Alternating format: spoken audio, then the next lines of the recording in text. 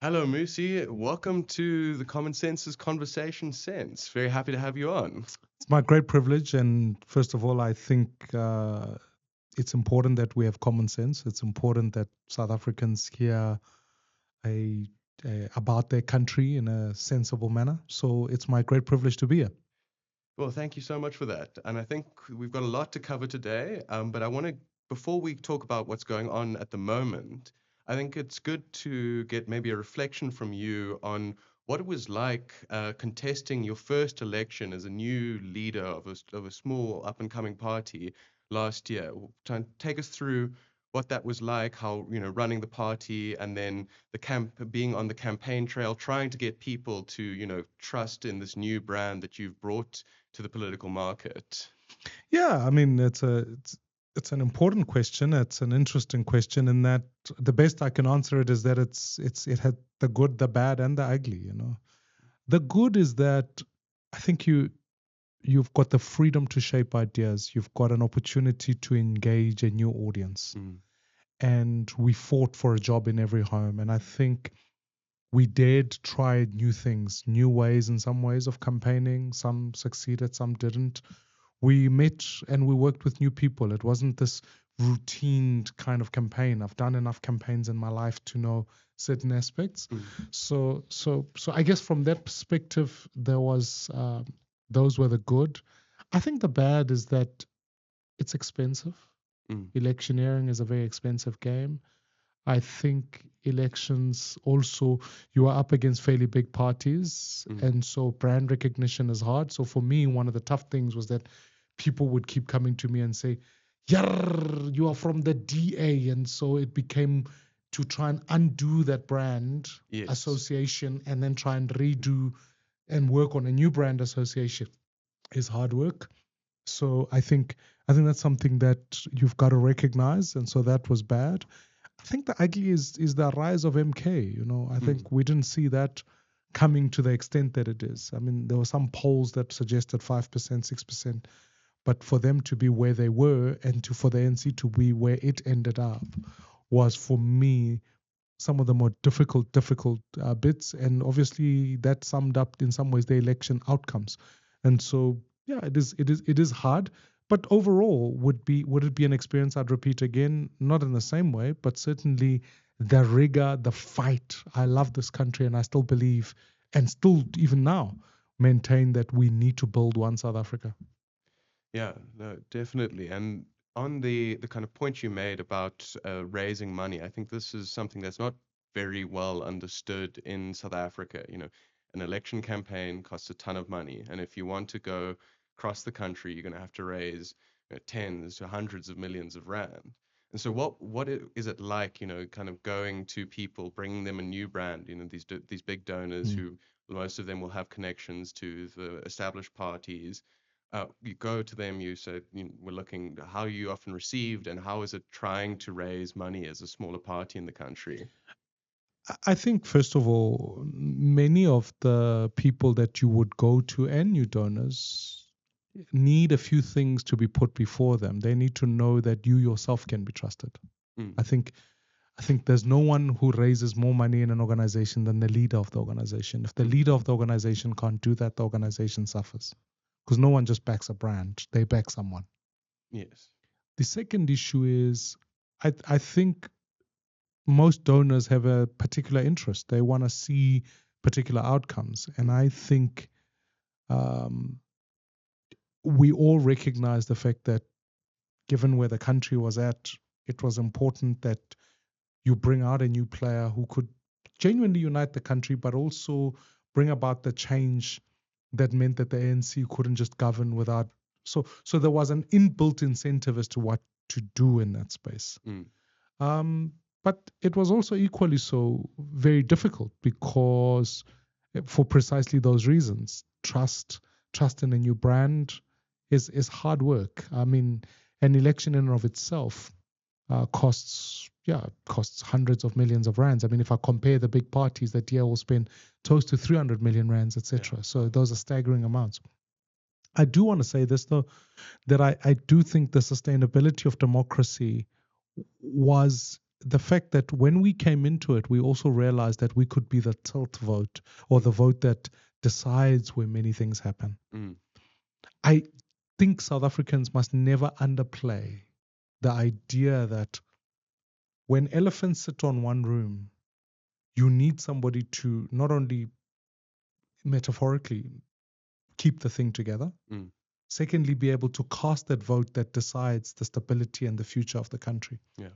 So I think sometimes people are always thinking, voting, they hear the campaign, right? Don't vote for this party because it's too small. I think you need to think about it differently. You need to say, vote for this party because it's effective. Mm. And it is effective because it holds the deciding votes. It is effective because someone has to contest for the idea. I think in the world globally, there is a fresh spring. This is the bit that wakes me up every morning. Mm. Is that I think to myself, there are a bunch of young people who are not going to vote for the age-old, whether it's Conservative Republic, or they're not going to vote necessarily for Labour and Conservative. They're going to vote for ideals. Mm. And if the old parties grab the new ideal, then sure, they'll benefit.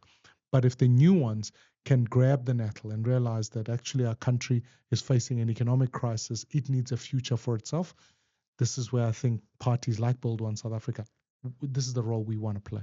And on that point, you mentioned, I think it's something probably we both heard quite a lot, especially from DA politicians who will say, if you vote for a small party, you're wasting your vote. Obviously, you're the leader of a new up-and-coming small party. What do you have to say in response to like those claims? Well, don't equally so. Are the big parties declining? I would argue they are, and the election results prove that. Mm. So maybe in some ways the starting point is vote for parties that are growing rather than declining. But the second thing that's most important is that elections are always a referendum on the future. Mm.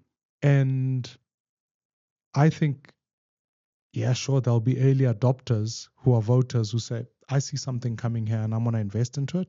Mm. You put the right infrastructure in it, it will grow, because humanity is always in pursuit of progress. It's always looking for new things. And one of the things I worry about is when I think about my daughter, who is 14 now, so she didn't vote in the last elections, but you know what? She's got to vote in the next election. She's going to think about the ANC, the DA as fossils. She's going to look at them and look at their leadership and go, what's this? So the big trick is to be able to engage with new ideas and go forward. So when I hear that message, I know they're threatened, and I know that they're trying to preserve their own territory. My sense is that because we have an electoral system that is baked proportionality. If we didn't have that system, then maybe the argument holds. But our system says, even if you have 5%, it's a 5% that represents somebody that could hold the balance of power. So let's look after that 5%, because the rest will deal with itself. You need 51% to pass any law, any budget. So that 5% is the determining one. So if we're going to be living in an era of coalitions for the next while, let's live with the reality that we need people who are sensible, who may not have 51% entirely. No one is going to have that. So give a vote to someone who can hold the balance of power in a sensible manner. Yeah, no, I mean, exactly. And on your point about the electoral system that we have, we're a pure proportional representation system. And if you look across the world and the countries that have that, there is none of the other systems that have a dominant majority party. All of them have kind of the biggest party capped at, say, 30% maximum. And then they have to get into coalitions, and it'll oftentimes be where they say a 15% party and a 5% party and maybe a few small other parties to get across the line. But in proportional representation systems, the norm is coalition-style governance, in which you actually need to have a diverse array of responsible actors in the system, so that any kind of grouping of 3-4 parties provides you with a workable government, right? And to represent future upcoming generations, because I think part of what's happened in South Africa is that the voting population is getting older. Young people are under-registered. And I want to make it my life's mission to speak to the next generation. I think my parents, and maybe some of people in my same age group, might be locked into particular parties, right? Yeah. Like I get that there'll always be like if we were having this conversation in the UK, which is not a purely proportional system, you'd have a conservative base and you'd have a Labour base. So I get that. But when you think about an issue like Brexit, it came across and young people were animated by that question. And I would urge in South Africa, the question is going to be about it's the economy. And young people are going to be animated by that. And I want to talk to those young people. Yeah. So that's the job. For sure. So I think we're basically covered what I want to on terms of last year's election. But a last point that I'd like to kind of ask your opinion of, just as someone in the game, is what do you think happened with MK last year? What that 14% of the vote that they got, what does that represent to you? Because it was quite as you pointed out, it's a stunning thing to have happened, and no one really expected it, although maybe some of us who are in the polling world actually did get a sense that a big thing was coming. But, even us at the Social Research Foundation, we undershot in our election track, which had almost all of the other big parties nailed perfectly. We undershot MK by 2%. So what was this MK thing, do you think? One, I think let's place the elections in context, right? The first issue is that there's a clear dissatisfaction with the way the ANC has run the country. Definitely. When I went to KZN, which is something that I don't think people kind of were fully attuned to, is how disliked President Ramaphosa is there as a candidate. Yeah. Now, keeping in mind, candidates lift parties. Yes. Or can bring them down, depending on whether the candidate is good or bad. President Ramaphosa polls, I would imagine, well in other parts of the country, but horribly in KZN. Yes. And horribly amongst traditional leaders, and horribly against those who are sympathetic to President Zuma. Because those who were thought to themselves, here's a president who's been persecuted. This was post the riots. This was post President Zuma's incarceration, all of that. And there was a genuine feeling that said to themselves, if you are being persecuted, what President Zuma then went ahead and did is annexed out of the ANC many of its branches, many of its leaders, and used those, if you like, as mobilization points across the country. So he did a few things that you need in politics. You need money, you need a message, and you need a mobilization machine to be able to execute an election that's effective.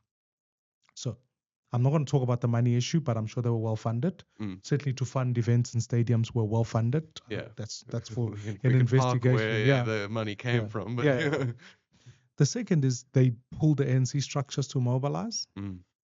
And then the third part is this message question. Now, people say to me, what was the MK's message? I mean, they didn't have a constitution. They didn't have policy. Yeah.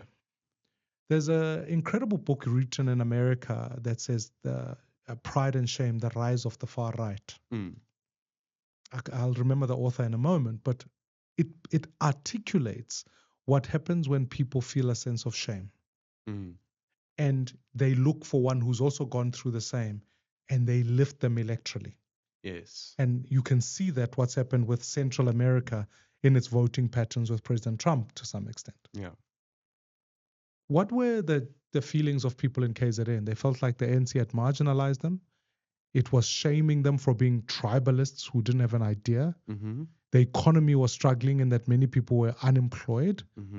And mobilization was being built around this figure called President Zuma, who was also going through a similar thing. Funny enough, unemployed, shamed, incarcerated, all of the above. And they sent him to say, go fight for us and let's do this message. Let's punish the ANC through you. Yeah. Because you'll recall, he kept saying, I'm still an ANC member and all of that. Yeah. He said, let us punish the ANC through you. Yes. And I think that created an identity sort of politics of people who are aggrieved, rose that up. What I worry about MK, when people dismiss MK, say it's disorganized, is this. When MK becomes a liberation movement, it then will inherit some of the assets that the ANC has on message. And then I think it'll be unstoppable. Really? So you don't subscribe to the camp that MK's lifespan is as long as Jacob Zuma's then, or It is if they can manage to tell South Africans that you are marginalized because you're black, the ANC doesn't care about you anymore, and they can find somebody who can articulate that consistently in Zulu and speak to those elements, I think they're dangerous, because if we do nothing about an entering political generation, we do nothing about it. We just keep the pool of voters as they are. yes, What then will happen is that the same ANC cells will break up in other parts of the country and repeat the exercise. yes, Mobilize, raise money, and communicate that message. You are left out because you are black, because the ANC doesn't care about you.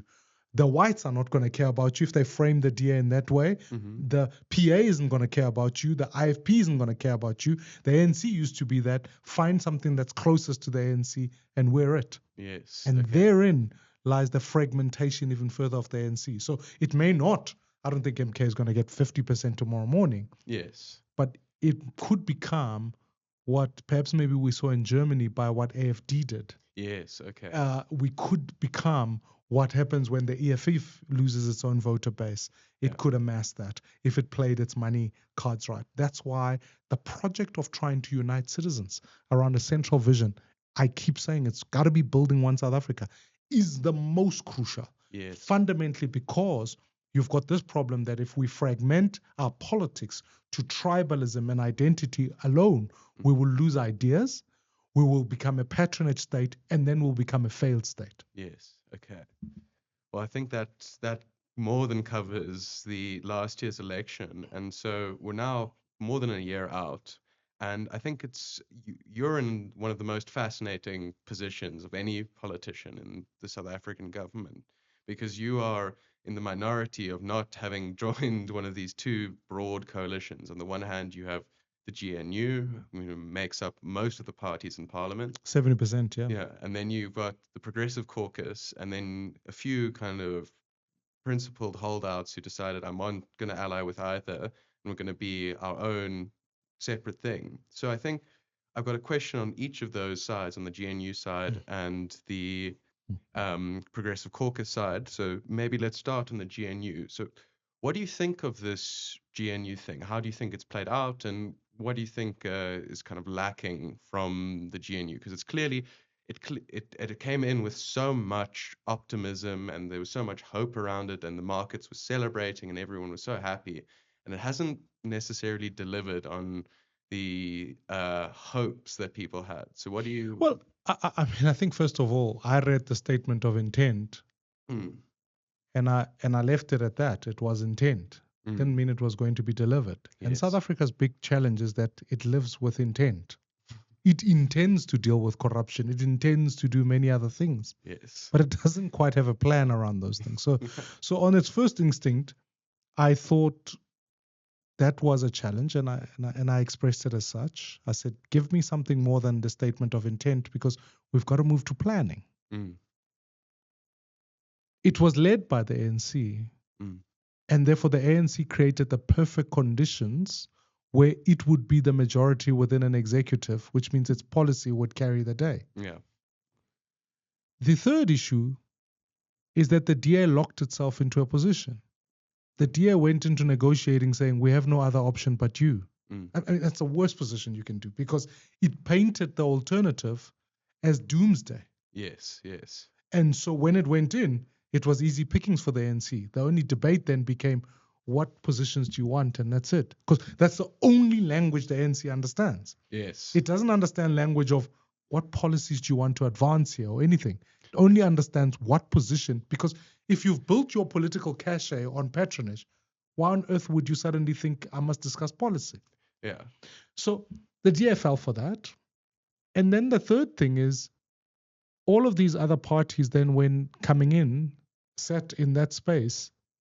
So all it ended up is became a role to say, we will elect the president and then we'll discuss the plan post. Well, it's a year on, it still doesn't have a plan. Yeah. The medium-term development plan doesn't exist. The Well, it does exist. It's just got 31 priorities. And when you've got 31 priorities, I would argue then nothing is a priority. Yeah. Say you've got 31 things. Yeah, exactly. And then what it proceeded to do is that because the work of government is so complex, President Ramaphosa himself, I'm not sure, has spent a lot of time building chemistry amongst the leaders. You know, I remember speaking to Mark Rutte, who was the Dutch Prime Minister at the time. Yes. And Mark is a very good friend of mine. And I asked him, how do you manage coalitions? He says, we meet every Monday, even if there's nothing to talk about. Wow. Because he wanted to be clear that the chemistry must be right. Because if the relationships are good, you can get a lot more through soft power than having to use hard power. Yeah. So when do the coalition partners speak? It feels to me, and that's my observation, I've seen it, they speak when there's a crisis, when someone has been fired, and then there's these letters that all of us get exposed to. I'm like, if this is not how the thing is supposed to work. So in truth, objectively speaking, a year on, there's no credible organizing plan. It doesn't seem to be measurable, accountable steps. So if you were to phone any minister, so what are you being measured on? Tell me. Yeah. Like, just give me 5 things you're going to say at the end of the year, we achieved this or we didn't achieve this. Yeah. That's still ambiguous. And then the third dynamic is to say, okay, once all of that is in play, tell us a little bit more about saying, what South Africa do you collectively want to see that serves the people? Yeah. So if the number one crisis in the country at the moment is the economy, there doesn't seem to be a plan on that. So what happens is you get budget version 1, version 2, version 3, because there's no immediate agreement. I'm hoping that in this period, a year on, at least the GNU would have got itself together, moved on from a statement of intent, moved into a statement of, maybe not a statement, but just really practicable plans, accountable plans, budgeted for plans, and then table those. Because in the absence of that, I think we're going to muddle along. But worse than that, we're going to keep executing ANC policy, which I would argue part of the problem of South Africa is that ANC policy has brought us here. Ignore the corruption, ignore all of that. We get that. Yeah. But there's a policy problem in this country.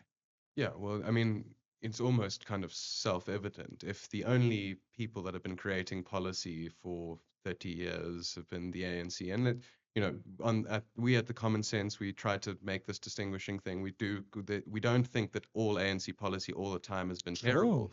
We think, if you look at the Mandela and Mbeki eras, there was especially on the kind of macroeconomic fiscal management, there was an incredible discipline by the ANC that managed to achieve some very good things, but at the same time, they were introducing a set of policies that was eventually going to lead to the kind of stagnation and now the slow decline in living standards that we've seen. But equally so. So even if I depart from the policy conversation, because I do agree with you, there are some very strong institutional things that the ANC has stuck to. Sometimes I look at them and I think, for your character, why do you stick to some of these things? Because, for example, they've stuck well to the Constitution, which has been an important thing. Because if you think about things like term limits, on another African state, somebody would have woken up in the morning and said, no, term limits for who? Let's amend those. And so you would have had one president stay on forever. But the ANC holds itself to that. Things like organizing a government within 12 days, that emerges from the constitutional frame, and they've stuck to it. Things like the independence of the Reserve Bank, things like there are certain fundamentals that they've stuck to. Where I think has been part of the problem is that they then proceeded to say, let us then, the National Democratic Revolution said, let's go out and capture the state. It wasn't corruption, it was a policy. Yes.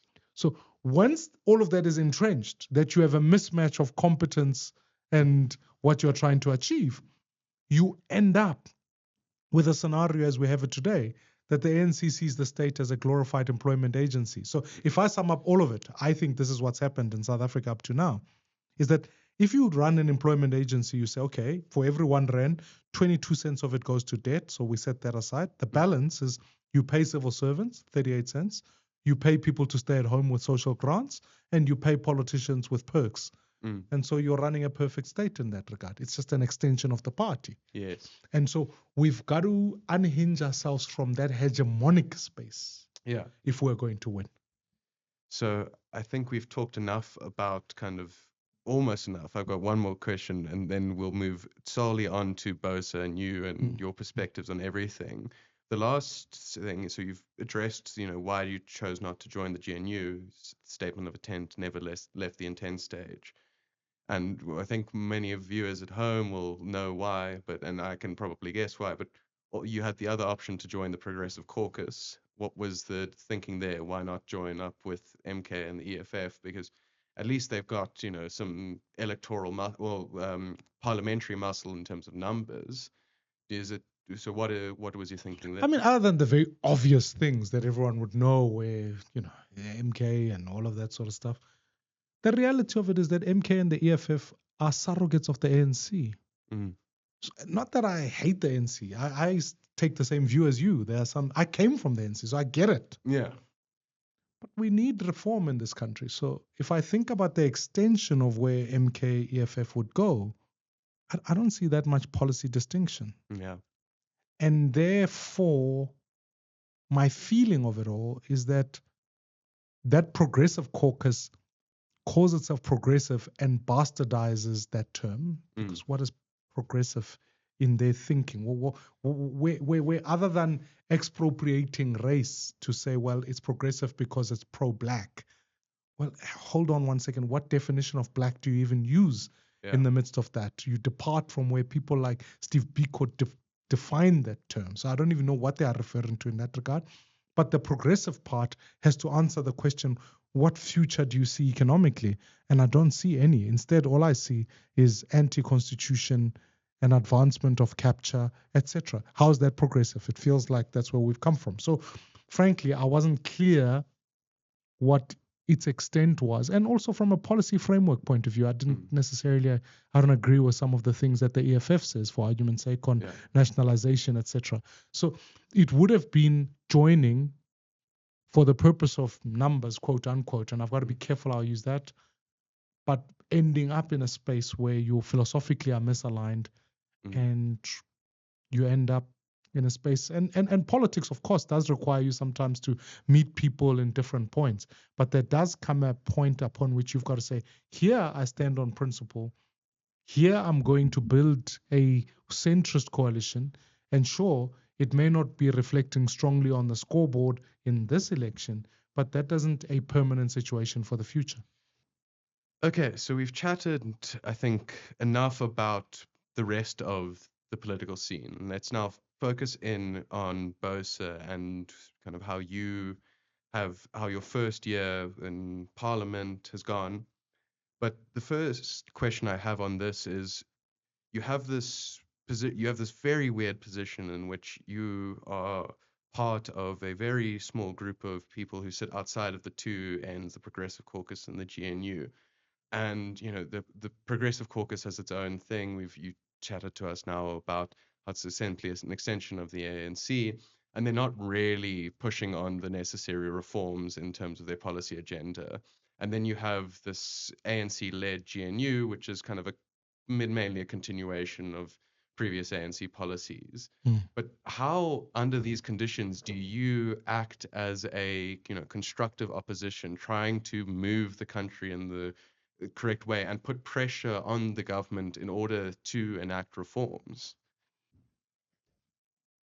I mean, firstly, I hold this fairly unique position of chairing the budget committee.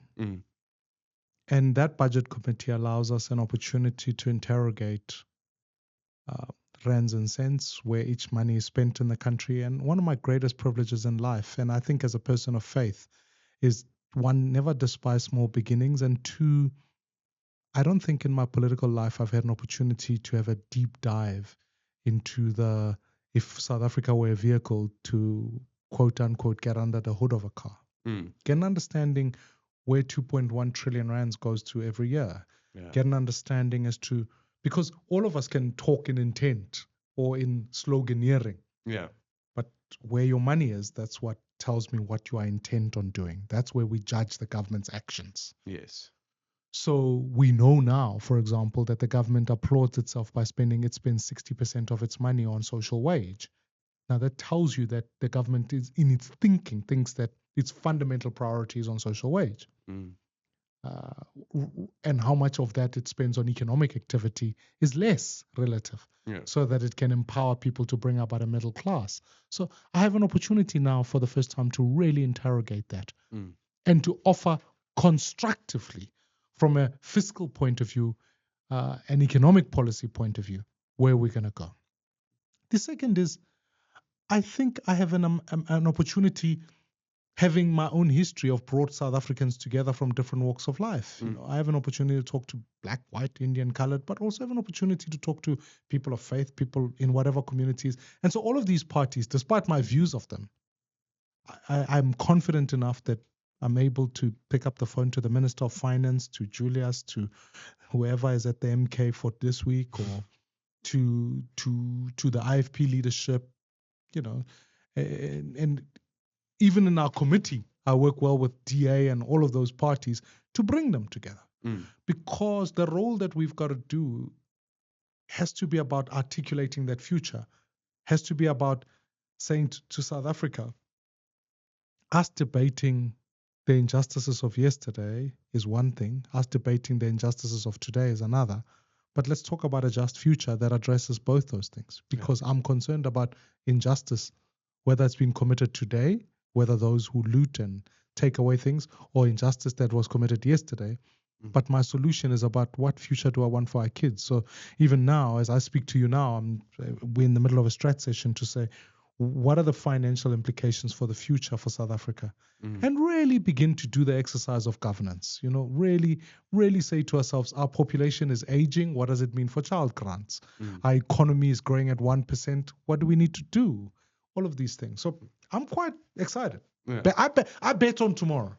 Yes, no, well, that's excellent. And talking about betting on tomorrow, you've got a deal in the works. Maybe you can tell us how far along it is to bring your brands together with that of Rise and Good. So what was the reasoning behind this kind of creation of this new group, and what are you hoping to achieve with it? I think in some ways, parties who agree on some ideas need to begin to work together. I think that's common cause. I think that pre-coalitions are hard in a PR system, except local government has a proportional and a ward-based direct election. If you think about direct election of ward candidates. Yes. Now, in that space, pre-coalition is the way to go, simply because what you then can say is, let me give you a real example. I live in Ward 40. Well, I vote in Ward 48 in Dobsonville. Okay. In Dobsonville, it's highly contested. Let's assume there are 5 parties. Let's call the ANC, the DA, and then Rise, BOSA, and Good. And then let's add MK for fun, 6. If the election was about, if the ANC got 30, the DA got 20, and all the rest of the parties got 10, 10, 10, could we appreciate that if MK got 32, it would win the ward? Whereas actually, if the parties were working together, could get that 30, they could be the second biggest, or they could even win. Yes, yes. So the argument on the table must be, in a direct election, how do we put one entity on the ballot? Whilst the parties remain, I remain BOSA, I will remain BOSA till 2029, because that's what the mandate the voters gave us. Yes. But were we to put a vehicle on the ballot to say to people, in that electoral scenario, could those parties, instead of getting 10, 10, 10 each, even if they just got 35, they could win that ward? Yeah. Or also, they could have a pool large enough to win the PR vote if they came second. Or, even more importantly, were you to form coalitions in cities, say take Johannesburg, take Tshwane, take whatever, suddenly you would be able to go, this block of parties have pre-coalesced, therefore they are councillors operate as an organizing block. Yes. So it's about building in a machine that responds to a local government question. Yeah. The long-term issues, I think South Africans, there'll be a lot that will happen between now and 2029. I do think what serves citizens better is that parties who agree on certain policy reforms must work together. Now, let me make this bold claim. I'm not sure South Africa is best served by having the DA and the GNU. Oh, okay. Now, why I say that without talking about the DA in that sense? Now, let's think about the question differently. Everyone is going, the DA and the GNU will change the policy. What? You don't change policy by trying to convince your partners that they are wrong about their ideology. Yeah. You change policy by creating an electoral alternative that voters can give mandate to. Sorry, Mmusi, you got cut off there. You were going on a roll. No, I think the point I really want to make is that South Africa needs not only it needs an alternative, but not only an alternative of parties, it needs an alternative of thinking. And if we can form a coalition with a number of parties that think differently, go seek a mandate from the people about how to think about the world differently, what policies would be different, what new ideas we'll put on the table, I think you would discover that if a mandate is given to that, we'll stop debating the world in the way the ANC has framed it. Yes. Because what the ANC is doing is that it says to you, go debate BE. Then you and I bring out our best shots. But that's like, to use a faith example, it would be like a Muslim cleric saying, go debate this section of the Quran. And then you all have a discussion, but you are having a discussion about the Quran. Yeah. You are not thinking maybe we should talk about the Bible or whatever other text is available for argument's sake. So what we need as South Africa is to think to ourselves, let's have a different debate. Let's have a different conversation. What if we begin to think about our economy? I feel like sometimes we've stopped even debating. The world is talking about AI. It talks about the world of work differently. And yet you and I are still trying to figure out how many heads will get into spaces of work and different. It's just some of the debates are old. Yeah. And I think to close us off, unfortunately, we've been pinched on time because of our technical difficulties. But you've mentioned now South Africa needs something new, that the kind of we are stuck with these kind of what you claim to be tired ideas from not just the ANC side, but also from the DA. And now you have the opportunity to kind of bring these new ideas. And so what is it that kind of differentiates BOSA from the older brands that exist in the South African political market? There's some massive opportunities. The first is, how does South Africa leverage digitization, right? That's going to be an important game changer, whether we talk about education, whether we talk about safety, whatever we talk about, defense. Digitization is the view. The reality of it is that the future of wars are not going to be fought with men on the ground or women on the ground. It's going to be fought using drones and different types of technology that we deploy.